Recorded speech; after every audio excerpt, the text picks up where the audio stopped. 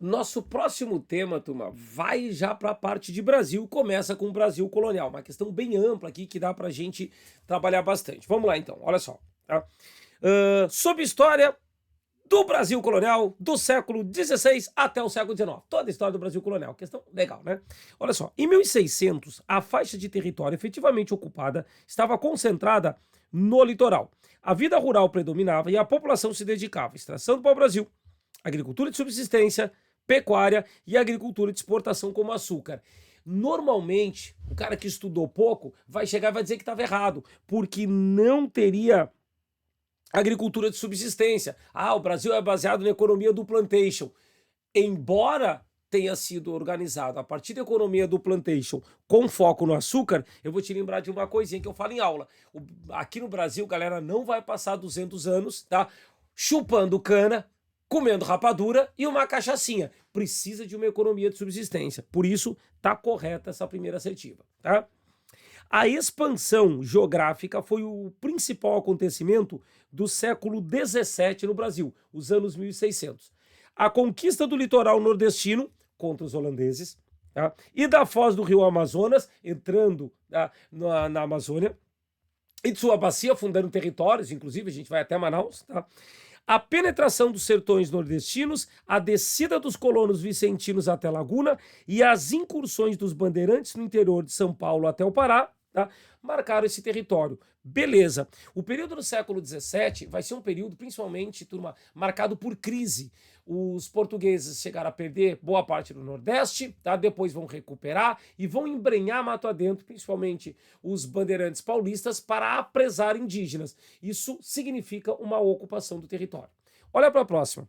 A descoberta do ouro e de diamantes durante o século XVIII levou a metrópole portuguesa a proibir qualquer outra forma de produção anterior, a fim de assegurar esforços na exploração de grandes jazidas para as quais transferiu quase todos os escravos.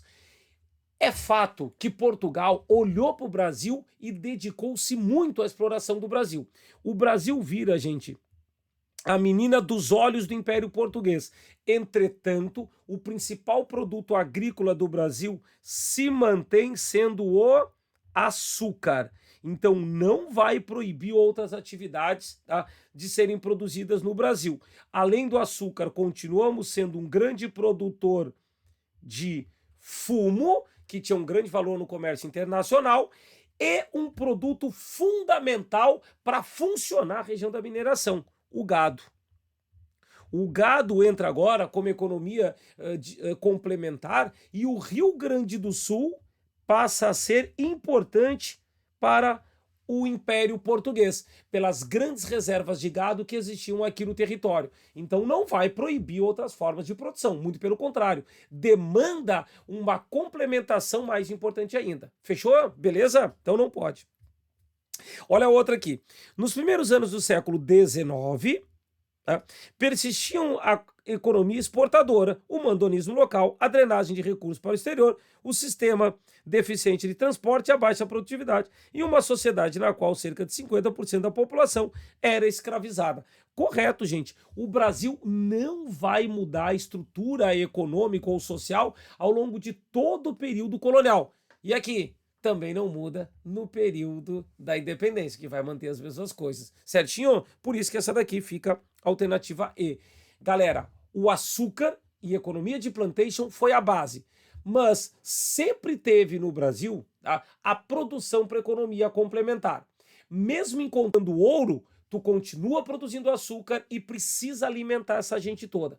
Eu vou te lembrar de uma coisinha que é uma novidade no século XVIII, em função da sociedade da mineração ser uma sociedade mais urbana. É nesse contexto, rapaziada, que a gente vai ter o surgimento no Brasil de uma classe média.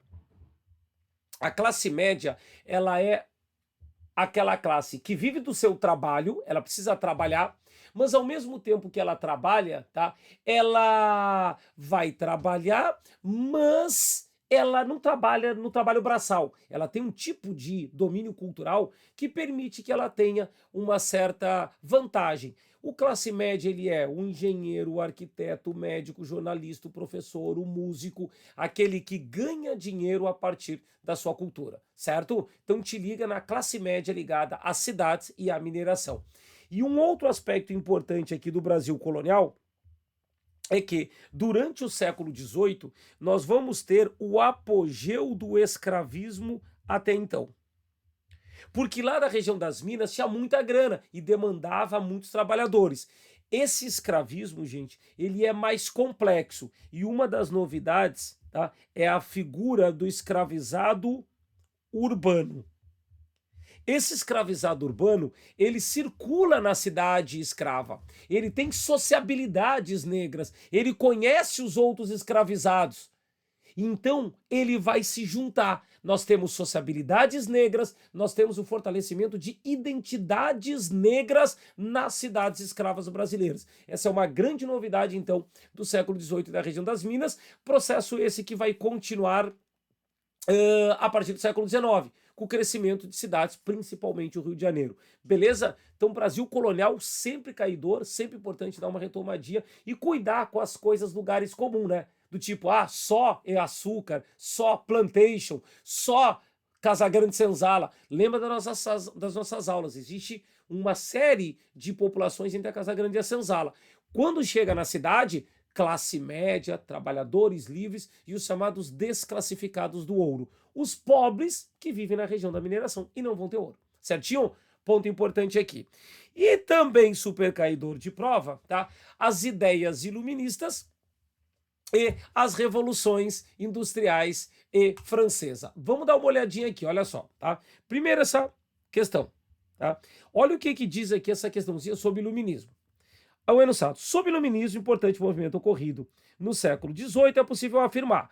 Então, se tu sabe sobre iluminismo, tu te sente seguro e resolve a questão. Beleza.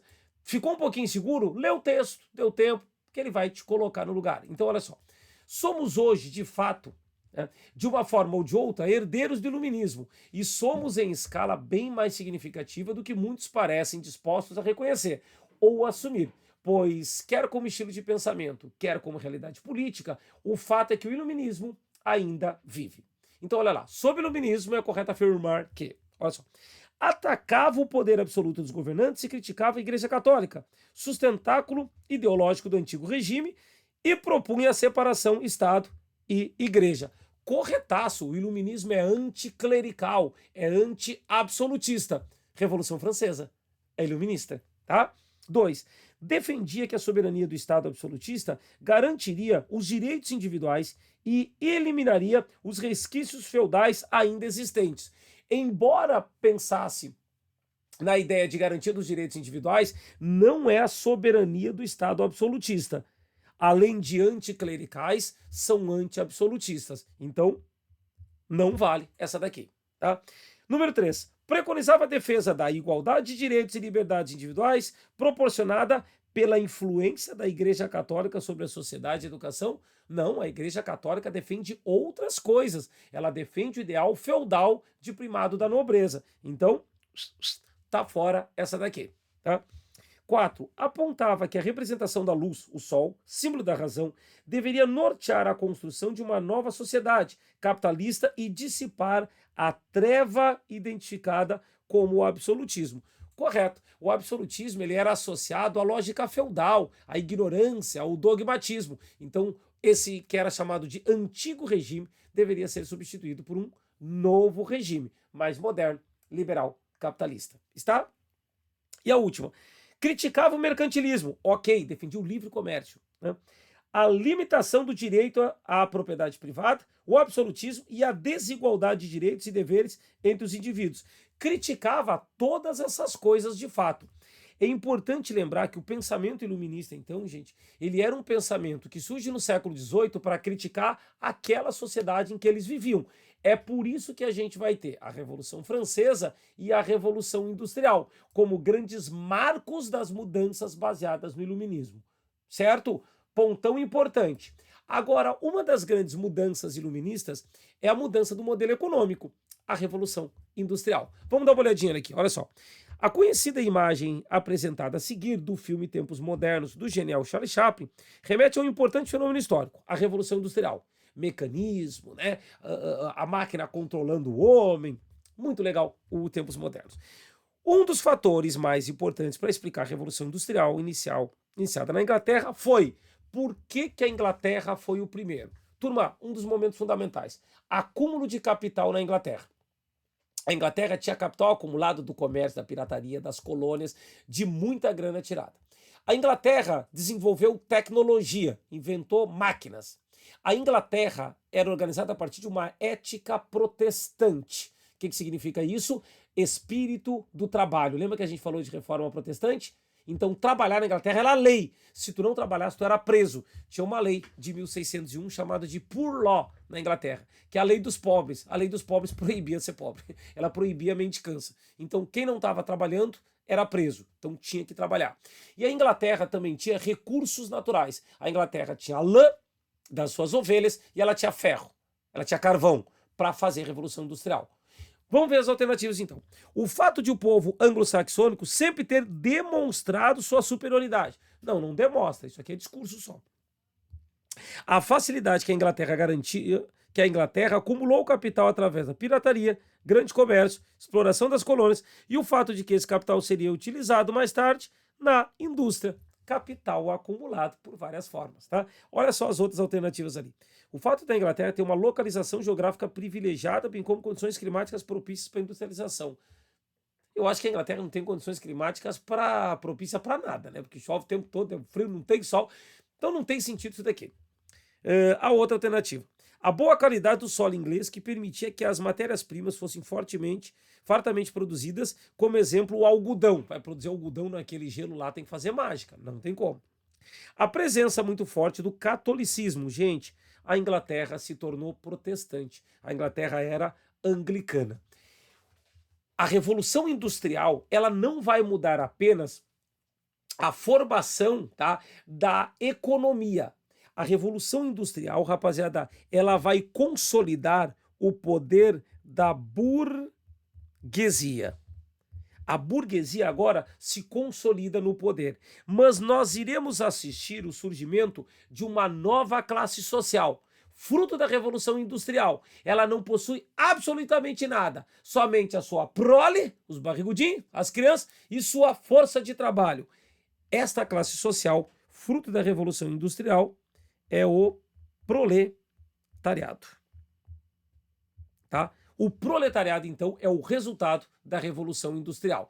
Então, tem uma nova classe social, tem uma nova sociedade, tem novos valores a partir da Revolução Industrial. Por isso que é um tema muito importante de prova. Ela muda sistemas. Beleza? Outro temazão clássico, tá?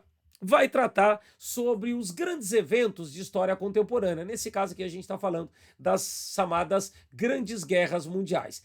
Aqui a gente dá uma ampliada bem legal, porque de algum lugar vai vir questão. Olha só. Vamos para o texto da questão. O primeiro-ministro inglês Winston Churchill, em seu discurso no parlamento em agosto de 41, disse: esta guerra, de fato, é uma continuação da anterior. Ele estava se referindo às duas grandes guerras mundiais, sob o período entre as duas grandes guerras consideradas afirmativas. Gente, Primeira e Segunda Guerra Mundial são literalmente continuidades uma da outra. E eu vou te explicar que elas já são continuidades de outros eventos. Olha aqui. Nós falamos ali de Revolução Industrial, né? Então, no século XVIII, nós produzimos a Revolução Industrial. Começa na Inglaterra, tá? Mas vai se espalhando para o restante da Europa. A Revolução Industrial faz com que os europeus demandem o tempo todo por mercados consumidores. Então eles vão atrás de mercado consumidor e matéria-prima. A Revolução Industrial vai desembocar no movimento que a gente chama de neocolonialismo. O que é o neocolonialismo, Maurício? É aquele movimento que as nações europeias fazem para dominar vastos territórios do mundo, principalmente na Ásia e na África. tá? O neocolonialismo, turma, ele pretendia fazer uma exploração econômica, ganhar dinheiro nas áreas dominadas, tá? Mas também fazer uma imposição cultural. O que eu estou querendo te dizer que isso? Eles querem ganhar dinheiro, mas eles também querem impor a sua ideia de civilização. Os europeus defendem a chamada missão civilizatória. Eles defendem que a Europa é superior a eles, e aí o que eles fazem?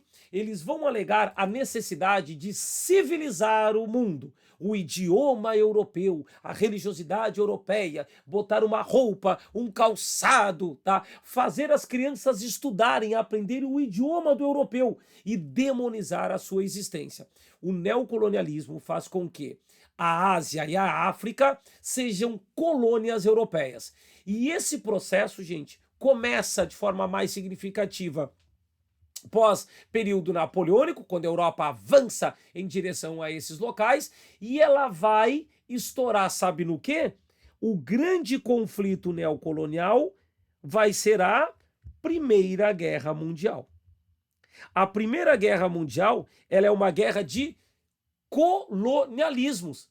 As potências europeias precisam crescer. E o que elas fazem então? Vão entrar em conflito. Uma vai tentar destruir com a outra.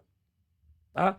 E a maneira como termina a Primeira Guerra Mundial vai gerar a Segunda Guerra Mundial.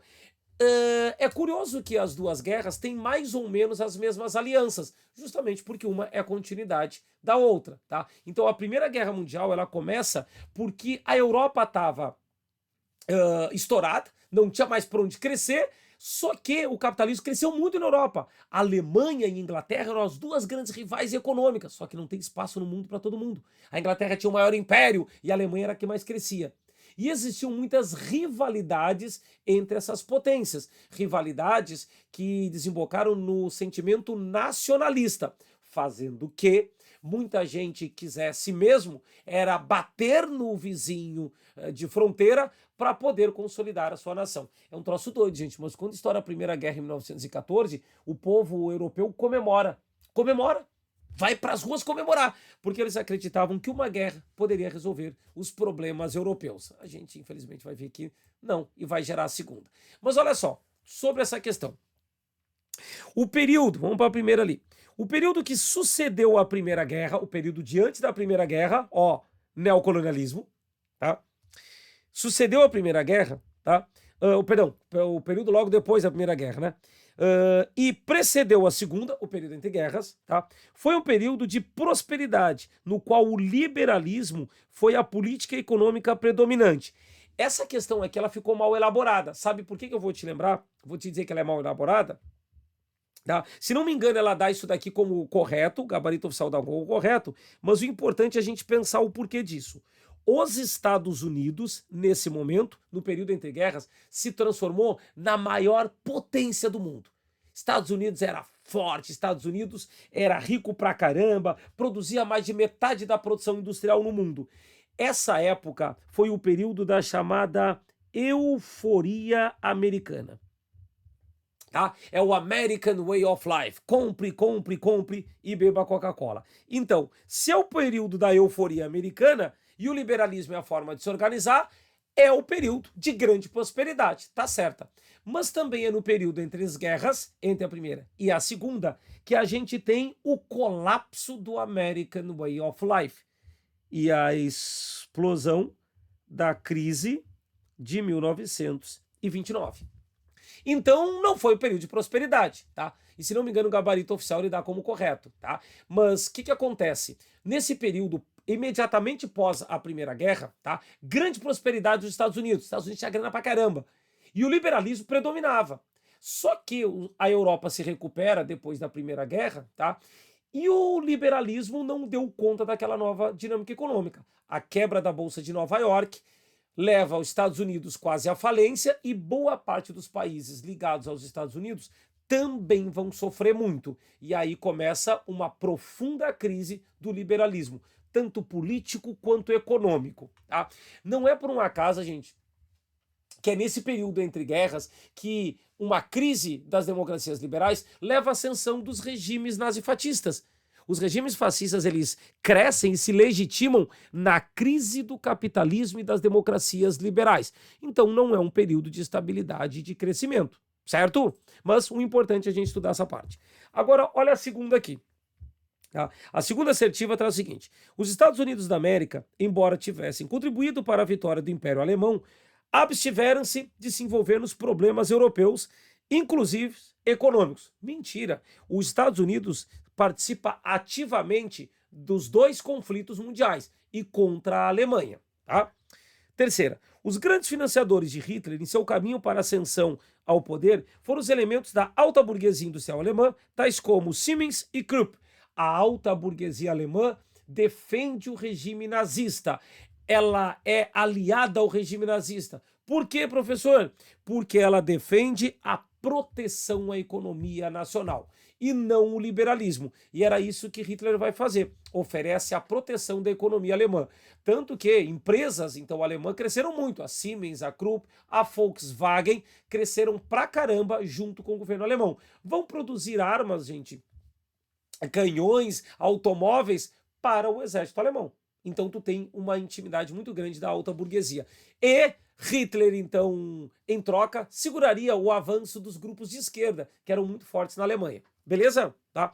Agora vem para a próxima. O Japão, como grande potência asiática, para preservar sua economia, manteve-se neutro nos dois conflitos, não se envolvendo na política europeia. Ora, gente, o Japão não apenas participou ativamente, como participou das duas guerras. Na Segunda Guerra, contra Inglaterra, França e Estados Unidos, e na Primeira Guerra, a favor da chamada Tríplice Entente, que era comandada pela Inglaterra, pela França e pelos Estados Unidos. Então o Japão esteve presente nos dois grandes conflitos. Tá? E a última, a França e a Inglaterra temiam mais o socialismo do que o nazismo. Por isso, os dois países não tomaram nenhuma atitude contra a expansão territorial alemã. Essa daqui está correta, tá? Não tomaram nenhuma atitude, deixaram que Hitler se expandisse e que perseguisse os grupos socialistas, porque Hitler serviria como uma espécie de tampão aos interesses soviéticos na Europa. Alemanha e França e Inglaterra fizeram um acordo chamado de Tratado de Munique para que Hitler invadisse a Tchecoslováquia e se apropriasse dessa região. Em nome da luta contra o comunismo internacional, o regime nazista teve o apoio das grandes potências ocidentais. Beleza? Então, olha só, gente. A Primeira Guerra, ela é, de fato, continuada no segundo conflito. Tanto que a Primeira Guerra ela foi comemorada e a segunda não. Tá, a segunda todo mundo sabia que ia dar uma ruim. E é depois da Segunda Guerra Mundial que nós vamos desenvolver uma nova percepção acerca da organização da vida. A gente cria, então, a Organização das Nações Unidas, tá? Sabe para quê? Para combater a forma de organização da vida criada pelo neocolonialismo. Exatamente isso. A ONU vai dizer, por exemplo, lá na criação da Declaração dos Direitos do Homem e do Cidadão, que todo mundo é igual e tem os mesmos direitos, independente de ser europeu, branco, preto, cafuso, mameluco, católico ou batuqueiro. Todo mundo tem os mesmos direitos de se organizar. E um não pode achar que é superior ao outro. É mais ou menos assim. O trauma gerado pelo nazismo vai ensinar a humanidade. Se Hitler não podia invadir a Polônia e matar os judeus, porque ele achava que esse povo era inferior, a Inglaterra não pode mais invadir a Nigéria, Gana, África do Sul. A França não pode invadir a Costa do Marfim, a Argélia ou a Tunísia. O que eu estou querendo dizer? Tá? Que o discurso neocolonial, ele agora passa a ser combatido pela criação da ONU. Então a gente criou uma nova forma de organização da vida. Beleza? Temazões importantes, neocolonialismo, Primeira, Segunda Guerra Mundial. Certinho? Olha aqui esse outro assunto. Nós temos um processo muito importante a partir do final da Segunda Guerra Mundial, tá? Que é o processo, rapaziada, de descolonização da África e da Ásia. Então tu te liga aqui, ó, na descolonização, né, da África e da Ásia. Esses territórios de África e Ásia foram invadidos, tá, por vários países europeus ao longo do chamado neocolonialismo. Então a gente teve, por exemplo, tá, a Índia sendo colônia britânica por 100 anos, territórios na China, Ceilão, Bangladesh, Paquistão, Laos, Vietnã, Camboja, tá toda a África fatiada no fatídico evento da Conferência de Berlim, onde a África foi totalmente dividida entre as potências europeias. E aí o que ocorre no pós-Segunda Guerra Mundial? Autonomia dos povos. Todo povo tem o direito de autodeterminar-se. Que começa? Um grande movimento de independência, tá, das antigas colônias europeias. Alguns são extremamente importantes. Olha só, tá? A China vai fazer uma revolução comuna e se liberta de qualquer tipo de influência ocidental. A Índia era uma colônia britânica e a Índia vai conseguir a sua independência com uma estratégia diferente de todas as outras estratégias, tá? A Índia faz como estratégia a chamada desobediência civil ou o pacifismo.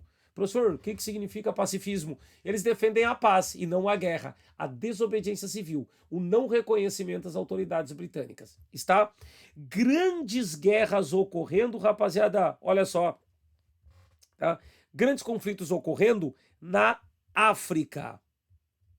Descolonização de África é um tema muito comum em prova e cada vez mais costumeiro. Na África, para vocês terem ideia, tá, a presença europeia era muito grande. Só que o que ocorre?